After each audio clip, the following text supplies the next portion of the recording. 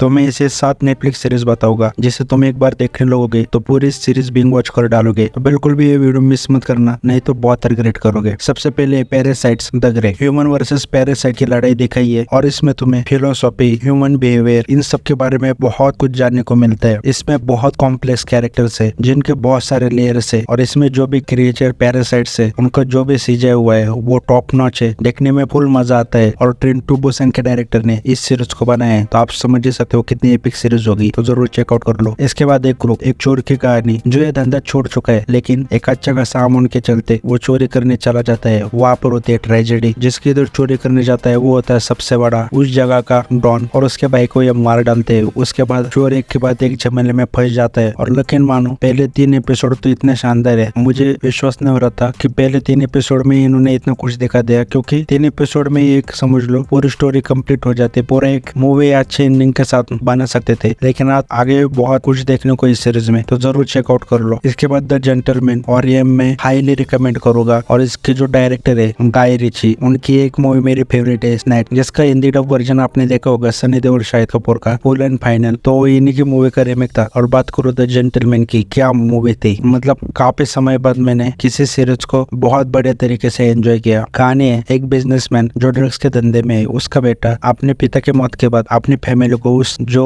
World है mafia world, drugs के दुनिया, उससे बाहर निकालना चाहता है। तो उसके लिए वो क्या करता है, वो कैसे फंस जाता है, वो इस सीरीज में बहुत बढ़िया तरीके से देखा है। और साथ में मैं कहूँगा इसमें जो एक्ट्रेस है उसके भी बहुत बढ़िया तरीके से कैरेक्टर राइटिंग हुई है, और इसे कहते हैं फीमेल को रिप्रेजेंट करना। इसके बाद बेबी रिएंडियर, मुझे आज तक सबसे ज्यादा किसी सीरीज ने क्रीपी फील करवाया है तो ये सीरीज है। एक बारटेंडर जिसके पीछे एक मोटी लड़की बुरी तरीके से हाथ धोकर पड़ जाती है, दिन रात उसे स्टॉक करती रहती है। और वो बारटेंडर जो फेल कॉमेडियन है, स्टैंड अप कॉमेडियन करता है, लेकिन उसे हो नहीं पाती, वो उससे पीछे छुड़ाना चाहता है लेकिन छुड़ा नहीं पाता। और मैं जरूर रिकमेंड करूंगा, सच में एक डार्क सीरीज जो तुम्हें बहुत सारी क्रीपी वाइब्स देगी, तुम्हें काफी जगह अनकंफर्टेबल फील होगा। और परफॉर्मेंस इतने बढ़िया है कि सोचो जो विलन दिखाई है उस पर तुम्हें कभी कभी दया भी आ जाती है, कभी कभी तुम्हें लगता है वो इनोसेंट भी है। मतलब शानदार राइटिंग और शानदार परफॉर्मेंस है इस सीरीज में। इसके बाद मैं रिकमेंड करूंगा ग्रिसेल्डा। पाब्लो एस्कोबार सीरीज पसंद सभी को आई होगी, नार्कोस, तो इसी के वर्ल्ड की ये लेडी थी, यानी रियल स्टोरी पर ये सीरीज है। ग्रिसेल्डा नाम की एक लेडी थी जिसने ड्रग का एम्पायर खड़ा किया था, और पाब्लो एस्कोबार ने कहा था मैं एक ही औरत से डरता हूँ और उसका नाम है ग्रिसेल्डा। और मैं कहूँगा सोफिया जो ग्रिसेल्डा का रोल परफॉर्म करती है उसने बहुत शानदार एक्टिंग की है। लेकिन साथ में इसकी राइटिंग नार्कोस की तरह, एक बार अगर तुम सीरीज देखने लग जाओगे पूरी तरह घुस जाओगे। हाँ व्हाइट वॉश जरूर किया है, लेकिन ग्रिसेल्डा ड्रग के एम्पायर में कैसे घुसती है, और इस एम्पायर में घुसने के बाद ओचियो फैमिली जो सारे ड्रग एम्पायर के मालिक थे उनसे पंगा लेना, वहाँ के लोकल ड्रग डीलर से पंगा लेकर अपने ड्रग मार्केट में उतरना, अपना खुद का मार्केट बनाना। बेसिकली ये ड्रग मार्केट इस दुनिया में जो मॉन्स्टर से भरा हुआ है उसमें सर्वाइव करना, इसे बहुत बड़े तरीके से दिखाया। और इसके बाद लास्ट में मिशेल येओ की the brother's son, everything everywhere at once के बाद मैं मिशेल येओ की एक भी सीरीज मूवीज नहीं छोड़ता, और वहीं पर मैंने द ब्रदर्स सन देखी और मजा आया। मतलब यार मिशेल येओ एक अंडरवर्ल्ड डॉन की बीवी दिखाई है जो एक बेटे को रहकर अलग रहती है, और एक बेटा रहता है डॉन के पास। एक बेटे को पता नहीं कि उसके फैमिली अंडरवर्ल्ड से जुड़ी है, उसका बाप बहुत बड़ा डॉन है, और एक बेटा अपने पिता का जगह लेना चाहता है, यानी अपनी गैंग का बॉस बनना चाहता है। तो फैमिली पर अटैक होने के बाद वो अपने भाई से मिलता है। मिशेल येओ इन दोनों को कैसे संभालती है, बहुत बढ़िया सीरीज है, कॉमेडी ड्रामा हर कुछ है इस सीरीज में। तो